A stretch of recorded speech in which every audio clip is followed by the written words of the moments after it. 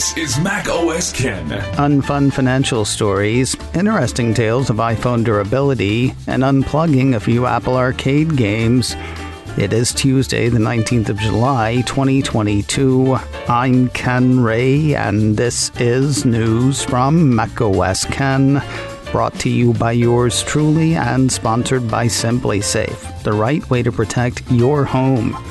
Get a free indoor security camera plus 20% off with interactive monitoring at simplysafe.com/macOSKen. This show is also sponsored by BetterHelp Online Therapy. Two of the hardest parts around therapy are finding the right therapist and leaving the wrong one. BetterHelp makes both easier. They work with seemingly countless licensed professional therapists across the country. You answer questions about the kind of therapist you want and what you want to work on, and BetterHelp goes to work finding a counselor for you. Since it's all online, you're not limited by who's in your area. If you've got a smartphone, laptop, or tablet, you've got access to the help you're seeking. Now, what if the therapist they find isn't a fit? It happens. It's happened to me, once in person years ago and once with BetterHelp. Stopping with the in-person therapist was honestly kind of tough. BetterHelp makes it easy. If something's not working for you, if it's just not the right fit, changing is simple with no additional cost. If you're ready, give BetterHelp a try. macOS Ken listeners get 10% off their first month at betterhelp.com/macOSKen. That's betterhelp.com/macOSKen. Get started today at betterhelp.com/macOSKen. Hedging his bets for the near term and being just so him going forward. Ladies and gentlemen, word on the latest words from Bernstein research analyst Tony Sacconaghi. Barron's has written up the latest from the Saccinator. Basically, he thinks the street is too pessimistic about the June quarter for Apple and too optimistic about the next few quarters to follow. On June numbers, the piece says Apple had warned that supply constraints could reduce revenue in the quarter by $4 billion to $8 billion. Sacconaghi thinks the actual impact might be at the low end of that range or below. Meanwhile, the piece goes on to say he thinks that Apple could outperform consensus estimates for both Mac and iPad sales. He sees Mac sales up 13% above the street's consensus forecast at 3%, and projects iPad growth of 9%, far above the street consensus forecast for a decline of 6%. Given those numbers, Sacconaghi has raised his June quarter expectations. He had been looking for revenue of $82.8 billion. He has upped that to $84 billion, higher than the street's expectation of $82.4 billion. He's also been looking for earnings per share of $1.17. He has raised that to $1.19, well above the street's expectation of $1.15 per share. After that, though, Ragnarok. While things do seem to be straightening out for the supply chain, Sacconaghi says incremental consumer weakness and foreign exchange headwinds could rain on future results parades. He doubts Apple will offer financial guidance given #these times in which we live. That said, Barron says he does think that any hints that growth in the September quarter could be in the high single digits or better would be viewed positively by the street. Past the very near term, he's still pretty Sacconaghi. With worry about consumer spending weakening in fiscal year 2023, his take on Apple is neutral to modestly negative for the next 6 months to 2 years.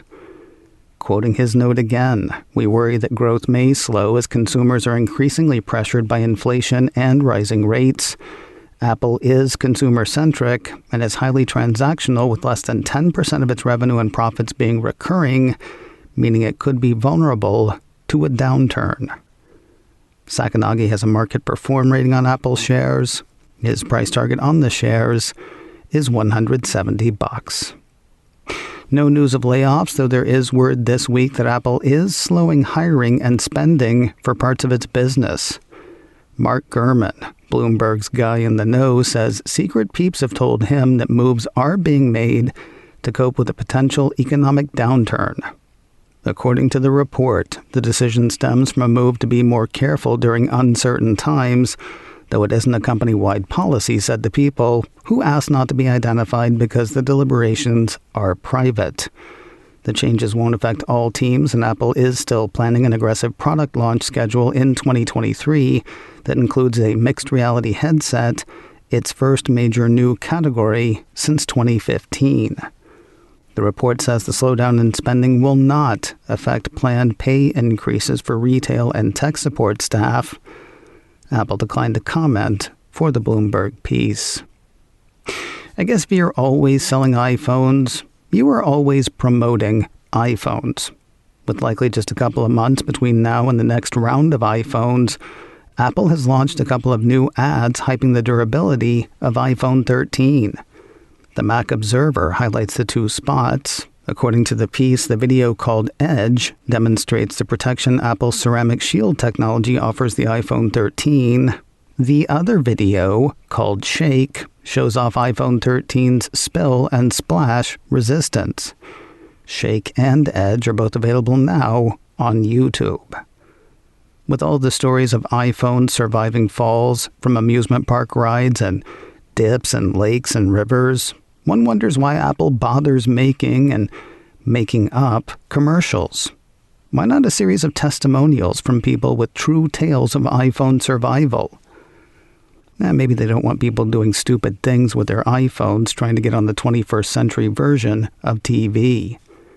Still, the stories of falling, sinking iPhones do come up, like the one this week of a phone lost for a few hours in the Atlantic Ocean. 9to5Mac highlights a tale told in a Reddit post. Said the eventually lucky so-and-so phone sank to the bottom of the sea after 5 minutes of paddleboarding, 7 hours until the tide went out and it turned itself back on. I tracked it down and remarkably no damage after being in the sea for over 5 hours. To say it was at the bottom of the sea is a bit of an exaggeration based on the map the Redditor posted. Still, it was in the drink for between 5 and 7 hours. It is an impressive machine. Word of yet another RC. Early last week, we heard word of release candidates for all of Apple's current operating systems. Last week ended with second release candidates for iOS and iPadOS 15.6. Now a piece from Apple Insider says developers have been seeded a second release candidate for macOS Monterey 12.5. Performance improvements and bug fixes are all the site expects, with no visible user-facing changes to report. It's been a minute since Apple Arcade made news. That minute is up. Launched in the fall of 2019, Apple Arcade gives subscribers access to ad-free and microtransaction-free games across a number of genres for $4.99 a month or as part of an Apple One subscription bundle. While the deal stays, reports from all corners say 15 of the games are about to go away. As one piece points out, it's not the first time titles have left Apple Arcade, though it is the first time Apple has given advance notice. iDownload blog was among the sites highlighting a hard-to-find section of Apple Arcade labeled Leaving Arcade Soon. It's not super hard to find, though I did have to scroll way down the page to locate it. 15 titles will be taking a long walk, though what happens next is still kind of a mystery. In its piece on the disappearing titles, Cult of Mac assumed that once you download a game, the game would stay playable. But a piece from Mac Rumors says that site has heard that is not the case. Oh, they haven't heard that officially. After talking to a secret someone, the site says it has heard that games that are removed from Apple Arcade won't be accessible under the Apple Arcade service. I will say this literally makes sense if you take the name Arcade literally. If they took that awesome vector graphics Star Trek game out of your local coin-op arcade back in the day, You couldn't play it there. If you were lucky, though, you could find it elsewhere, pay to play elsewhere, and play the game. People didn't pay $4.99 a month to own Dreadnautical. They paid $4.99 a month to access Dreadnautical, plus however many other games Apple had in Apple Arcade. It's like when The Godfather left Netflix, or when Elizabeth R. left Netflix, or when Burger Time left the Westmead Game Room. These games leaving Apple Arcade does not mean game over, man. It just means no more free play, which actually wasn't free, but we've been over that. According to Mac Rumors, games can be re-added to the App Store on the same day that they're removed from Apple Arcade, but the games will be uploaded with a new bundle ID. That means Apple Arcade subscribers can re-download the games, but they won't have access to the same game that was available through Apple Arcade. That site and others wonder what a title's disappearing, reappearing status will mean for saved progress. Specifically, will in-game achievements be transferable from the Apple Arcade version to whatever new version turns up, assuming new versions do turn up? The answer seems to be, we'll find out. So far, nobody seems to have said. If you want to see the full list of what's going bye-bye, you can hunt it up in Apple Arcade. I will also have a list of the titles in this story on macOScan.com. More news in a moment, but first a word from SimpliSafe, the right way to protect your home. SimpliSafe is advanced whole home security that puts you, your home, and your family's safety first. I love the fact that they let you build the system you need. Maybe you're good on smoke detectors, but need door sensors or cameras. The point is, what you need for your home may be different from what other people need. So get the components that are right for you to make your home feel safe. Monitoring plans are affordably priced at $1 a day with no long-term contract or hidden fees, because feeling safe at home shouldn't break the bank. And setting it up is super simple. I had my SimpliSafe system up and running in well under an hour. You can customize the perfect system for your home in just a few minutes at simplisafe.com/macOScan. Go today and claim a free indoor security camera plus 20% off with interactive monitoring.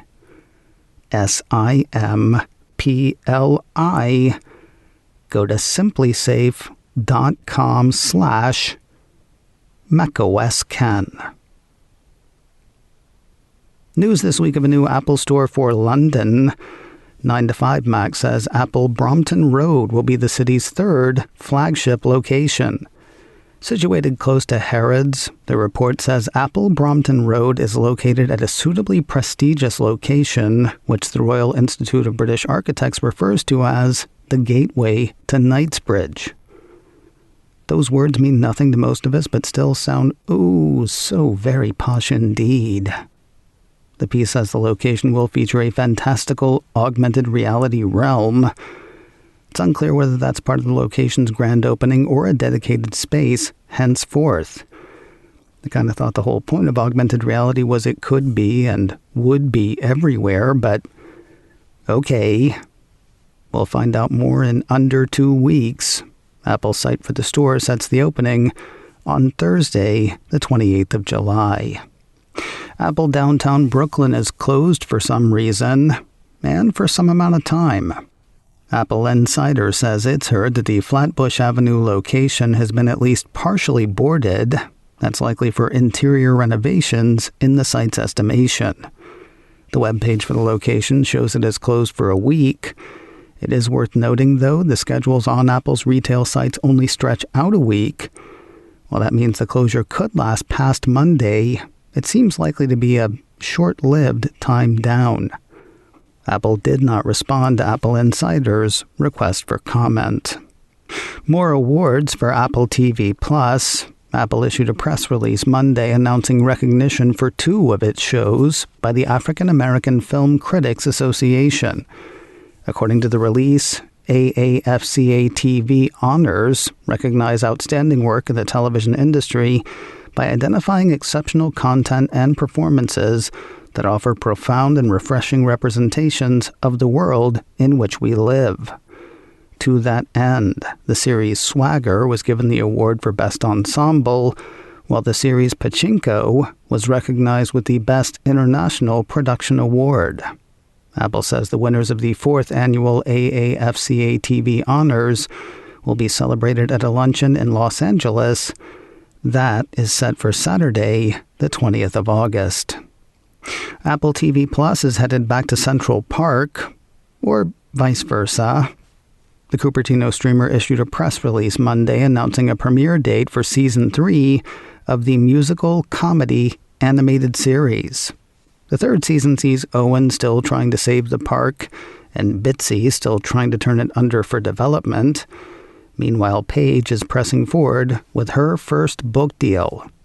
Returning voices include Josh Gad, Titus Burgess, Daveed Diggs, Catherine Hahn, Leslie Odom Jr., Emmy Raver Lampman, and Stanley Tucci. Kristen Bell will voice a new character, Abby, Paige's little sister. 13 episodes in Season 3. The first 3 hit Apple TV Plus on Friday, the 9th of September. They'll follow one a week on successive Fridays through the 18th of November. And finally today, a premiere date for a brand new Apple TV Plus show. Apple's video streaming service issued a press release Monday announcing a trailer and start date for the kids and family series Surfside Girls. Based on a series of graphic novels from IDW, the release says the live-action series follows best friends Sam and Jade as they solve supernatural mysteries in their sleepy California beach town.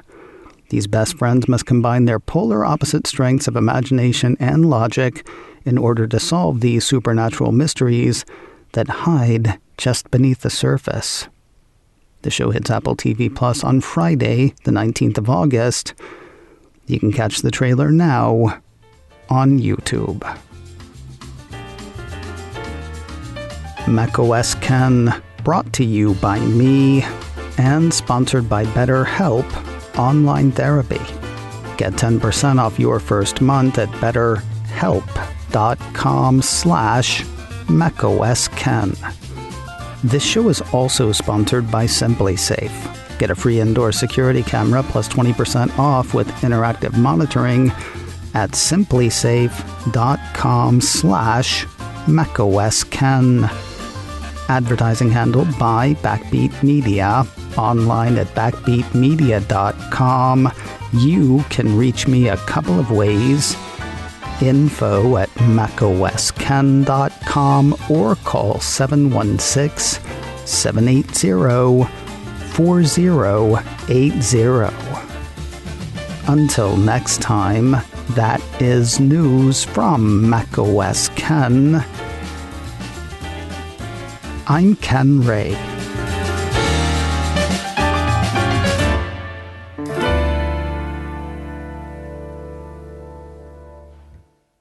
Ciao.